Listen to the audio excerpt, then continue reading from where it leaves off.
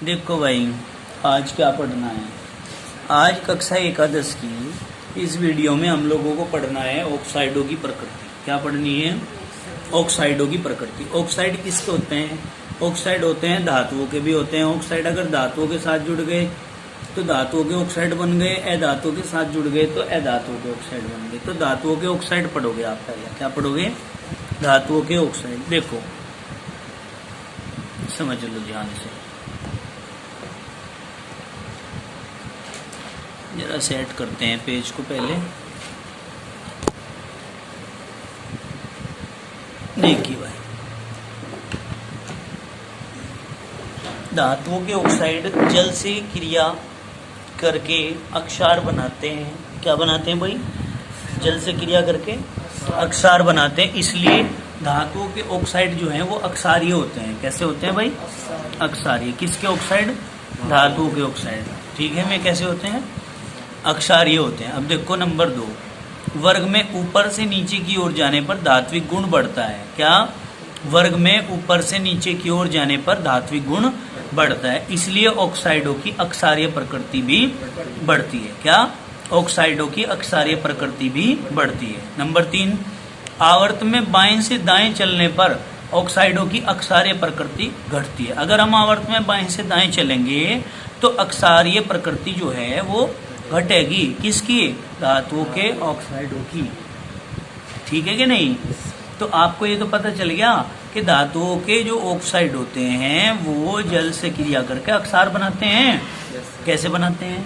सुनो ध्यान से। धातु का ऑक्साइड मानने के बाद Na2O है और प्लस इसकी जल से क्रिया करा दें इज इक्वल टू, समझिए यहाँ जरा, ये धातु है, ये धातु का ऑक्साइड है, जल के साथ क्रिया करा रहे। 2 हैं Na के, ऑक्सीजन के भी 2 हैं, हाइड्रोजन के भी 2 हैं, तो 2 कॉमन ले लो, 2NaOH। क्लियर होगी बात? समझ में आई? अब आगे चलते हैं। बात आती है अधातुओं के ऑक्साइड। किसकी?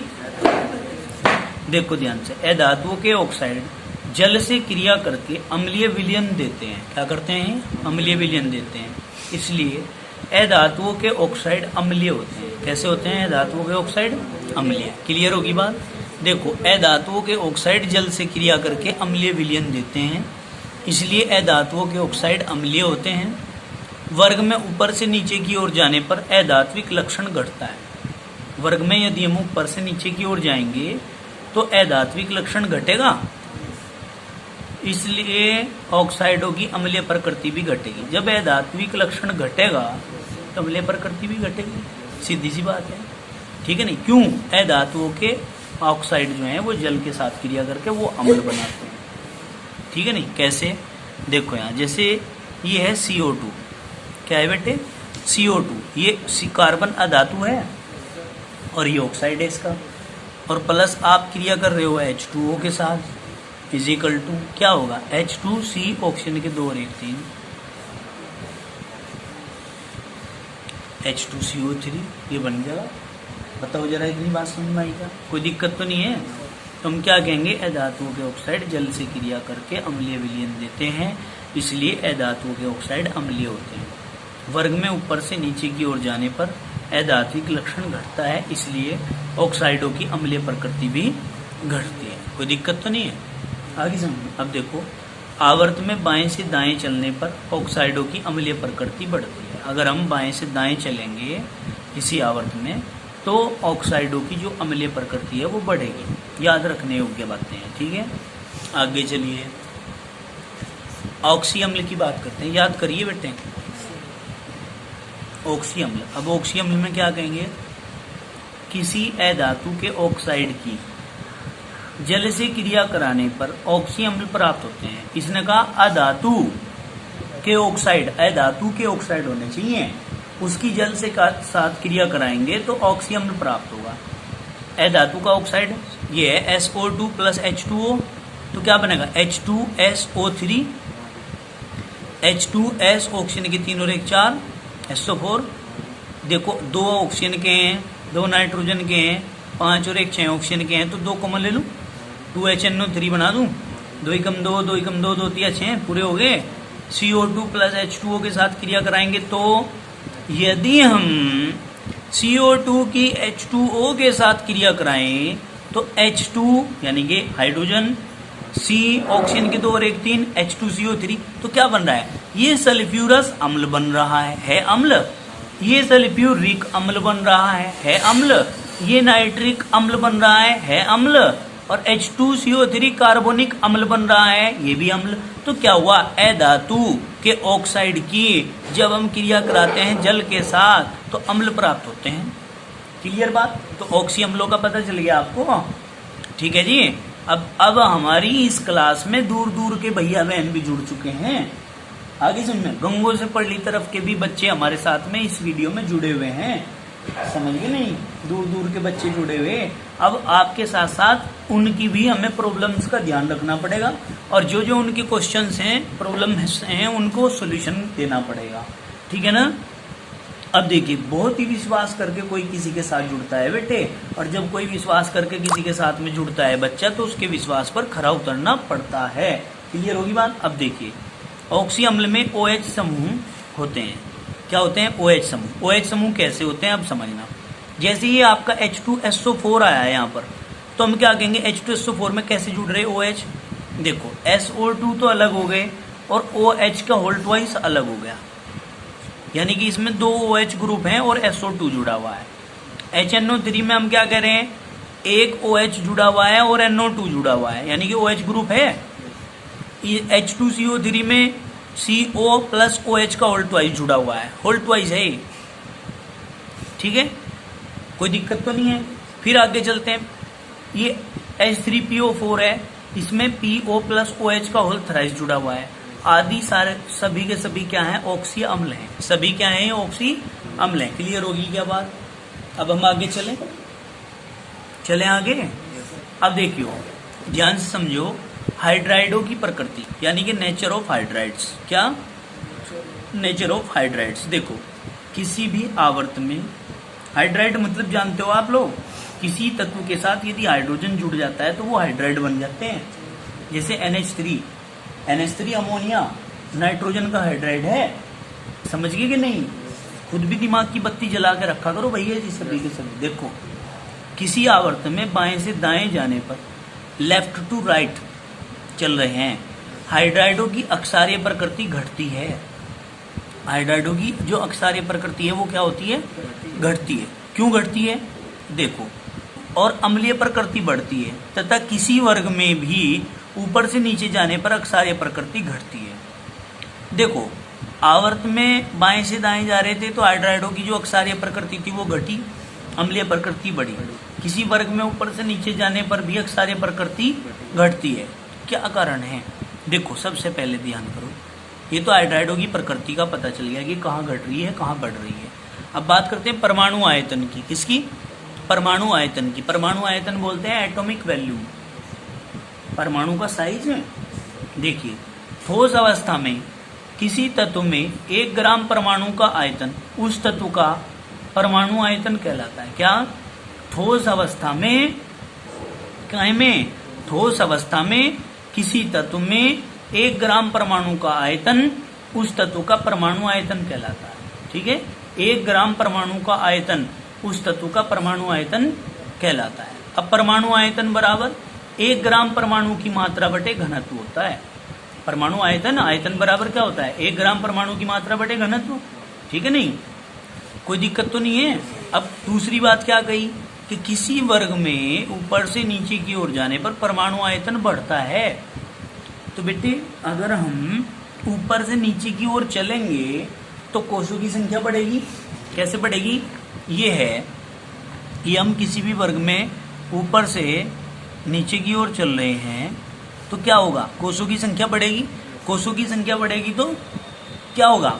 परमाणु का साइज बढ़ेगा। क्लियर होगी बात? और साइज बढ़ेगा तो त्रिज्या भी बढ़ेगी, और त्रिज्या बढ़ेगी तो प्रभावी नाभिकीय आकर्षण बल का मान क्या हो जाएगा? कम।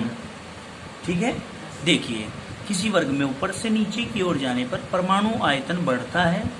किसी आवर्त में बाएं से दाएं जाने पर परमाणु आयतन पहले घटता है। आवर्त की बात कर रहे हैं अब। आवर्त की, अगर लेफ्ट टू राइट जाते हैं, ये तो वर्ग की तो खत्म होगी, कि बढ़ रहा है।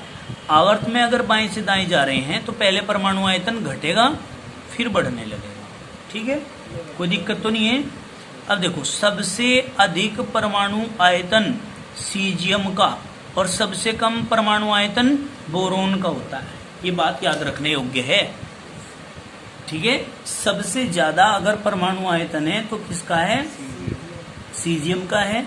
और सबसे कम अगर परमाणु आयतन किसी का है तो वो बोरोन का है। भाई क्लियर होगी बात, कोई दिक्कत तो नहीं है।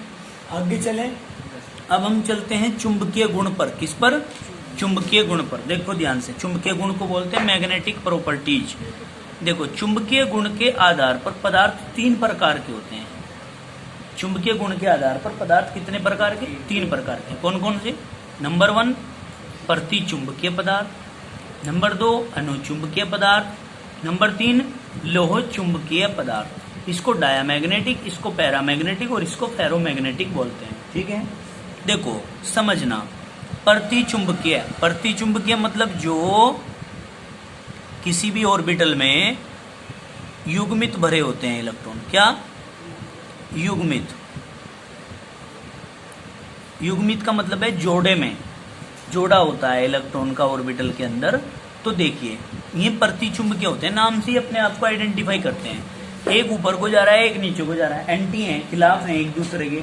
ठीक है ना, तो जोड़े में भरे हुए हैं तभी तो खिलाफ होंगे। और जब ये प्रति हो गए, एक दूसरे के प्रति हो गए, तो प्रति से ही समझ लो कि प्रतिचुंबकीय। ठीक है ना। और इसको अंग्रेजी में भी एक शब्द याद रखना, प्रतिडाया। ठीक है, ये कोड बन गया है इनकी। प्रतिडाया का मतलब है प्रति से प्रतिचुंबकीय और डाया से मतलब डायामैग्नेटिक। अगर इंग्लिश में भी इसका नाम याद करने में कंफ्यूजन हो रहा है तो ये कोड ध्यान कर लो, प्रतिडाया। प्रतिडाया क्या होता है? मतलब प्रति से प्रतिचुंबकीय और डाया से डायामैग्नेटिक। क्लियर होगी बात। आगे चलते हैं, अनुचुंबकीय। इसको एक शब्द याद रख लेना, अनुपारा। क्या? अनुपारा। तो ये कोड बन गया आपका। इसको अनु से अनुचुंबकीय और पारा से पैरामैग्नेटिक। और ऐसे अयुग्मित सिंगल इलेक्ट्रॉन होता है, ऐसे अयुग्मित और ऐसे ही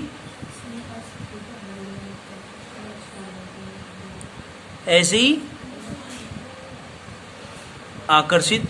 मतलब वे पदार्थ जो चुंबकीय क्षेत्र में रखने पर आकर्षित होते हैं और वे पदार्थ जो चुंबकीय क्षेत्र में रखने पर प्रति से प्रतिकर्षित होते हैं। यहां लिख दो,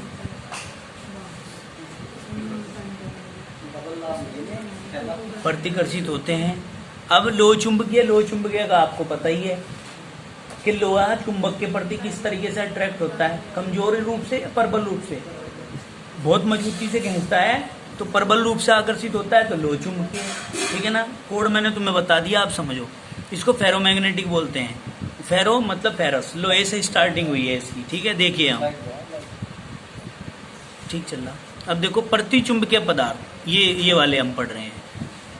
चुंबकीय अक्षेत्र द्वारा प्रतिकर्षित होते हैं, मैंने बता दिया यहाँ प्रतिकर्षित होते हैं। ठीक है, जबकि अनुचुंबकीय पदार्थ चुंबकीय अक्षेत्र द्वारा आकर्षित होते हैं। ये देख लो, यहाँ बता दिया आकर्षित होते हैं। ठीक है, फिर हमने क्या कहा, लोह चुंबकीय पदार्थ में होते हैं जो चुंबकीय क्षेत्र में रखने पर प्रबल रूप से आकर्षित होते हैं। ठीक है ना बेटे। तथा ये पदार्थ अस्थायी रूप से चुंबकित किए जा सकते हैं। मतलब अगर इन पदार्थों को कुछ समय के लिए लोहे के संपर्क में रख दिया जाए तो लोहा भी चुंबक की भांति कुछ समय के बाद व्यवहार करना प्रारंभ कर देता है। ठीक है, कोई दिक्कत तो नहीं है। अब देखिए, हमने कहा वे पदार्थ ही अनुचुंबकीय या लोह चुंबकीय व्यवहार प्रदर्शित करते हैं। कौन करते हैं भाई? करते हैं जिनके पास अयुग्मित इलेक्ट्रॉन होते हैं। जिनके पास अयुग्मित इलेक्ट्रॉन, आकर्षित तो में ही होंगे, मैंने अभी बताया। ऐसे आकर्षित, ऐसे ऐसे अयुग्मित और ऐसे आकर्षित। मतलब अयुग्मित इलेक्ट्रॉन होंगे तो ही तो आकर्षित होंगे। ठीक है नहीं। अब हमने कहा पदार्थ का चुंबकीय आघूर्ण निम्नलिखित सूत्र द्वारा ज्ञात किया जा सकता है। अब वो सूत्र यहाँ दे नहीं रखा है। ठीक है नहीं। अब कोई दिक्कत, ये यहीं तक रखना है आपने। इलेक्ट्रॉन आकर्षित होते हैं और वे पदार्थ चुंबकीय क्षेत्र में रखने पर प्रतिकर्षित होते हैं। वे प्रतिचुंबकीय पदार्थ कहलाते हैं। कोई दिक्कत तो नहीं है, समझ में आ गई बात। अब कुछ क्वेश्चन है यहाँ पर, देखो ये क्वेश्चन याद कर लेने हैं आपने। सभी तत्वों में अधिकतम गलनांक किसका होता है? कार्बन यानी कि डायमंड का गलनांक। सभी तत्वों में अधिकतम आयनन ऊर्जा किसकी होती है? हीलियम की। सभी तत्वों में अधिकतम इलेक्ट्रॉन बंधुता किसकी होती है? क्लोरीन की। सभी तत्वों में अधिकतम विद्युत ऋणात्मकता किसकी होती है? फ्लोरीन की होती है। सभी तत्वों में अधिकतम परमाणु आयतन किसका है? सीजियम का। अभी पढ़ा था हमने। फिर हमने कहा सभी तत्वों में अधिकतम घनत्व किसका है? ऑस्मियम का, OS बोलते हैं। सभी तत्वों में न्यूनतम घनत्व किसका है? हाइड्रोजन का है। सबसे हल्की धातु कौन सी है? लिथियम है। ठीक है, कोई दिक्कत तो नहीं है। फिर हमने कहा धातुओं में अधिकतम गलनांक किसका है? टंगस्टन का है। सबसे प्रबल अम्लीय ऑक्साइड कौन सा है? Cl2O7 है। समझ में आई बात? फिर कहा सभी तत्वों में सबसे कम आयनन ऊर्जा किसकी होती है? सीजियम की। ये भी अभी पढ़ा था थोड़े समय पहले। एस ब्लॉक के रेडियो एक्टिव तत्व कौन से हैं? फ्रेंसियम और रेडियम। एस ब्लॉक में जो आने वाले हैं फ्रेंसियम और रेडियम। पी ब्लॉक के रेडियो एक्टिव तत्व कौन से हैं? POATRN। समझ में आई बात? बेटे छज्जा कटवा दिया आपने वो बालों का, कब गिरवाया है छज्जा? JCB लगाई थी या वैसे ही? अच्छा, वैसे ही गिरवा दिया। चलो अच्छी बात है, गिरवा दो। ये और थोड़ा सा डह जाता है ना, ठीक रहता है। भी ये नहीं, हाँ, चारों दिशाओं की हवा लगती है। समझ गए नहीं? हाँ। अब देखो बड़े बड़े बाल रखे हैं, छज्जे बनाकर रखे हैं, लड़के लगा रहे हैं ना। तो छज्जों में क्या होता है बताऊं? सड़कों पे चलते हैं तो धूल मिट्टी उड़ती है, सब कुछ सर में जम जाती है। क्योंकि ये जो ब्लैक कलर है ना, ये अट्रैक्ट करता है किसको? मॉलिक्यूल्स को। और फिर क्या हो जाए, सर के अंदर पपड़ी सी जम जावे, फिर शैम्पू से भी निकलती नहीं, केमिकल लगा हुए हैं। होता है ना कभी कभी ऐसा। तो छज्जे तो ये बहुत गलत हैं। छज्जों पर तो सब पे JCB चलवा दो एक तरफा, अगर नहीं। अब जो भी कोई मिले रास्ते में उसे ही कह देगा भाई दिखे छज्जा नहीं चलने का भाई। क्यों भाई? सही नहीं है भाई, और सारे काम ठीक है, ये छज्जा नहीं चलने का बिल्कुल भी। अब देखो, और वैसे भी बेटे इनसे ना बहुत ही अलग प्रभाव पड़ता है।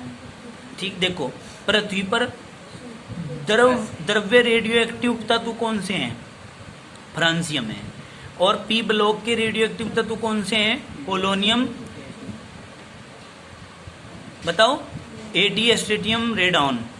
समझ गए? अब देखो इसके बाद यहाँ पर देखो, पृथ्वी पर सबसे कम पाई जाने वाली धातु एस्टेटीन, सबसे कम पाई जाती है। सबसे विषैली धातु कौन सी है? प्लूटोनियम। कौन सी? प्लूटोनियम सबसे ज्यादा विषैली धातु है। क्लियर होगी बात? कोई दिक्कत तो नहीं है। अब कल को हम इसके बाद का आगे का चालू करेंगे।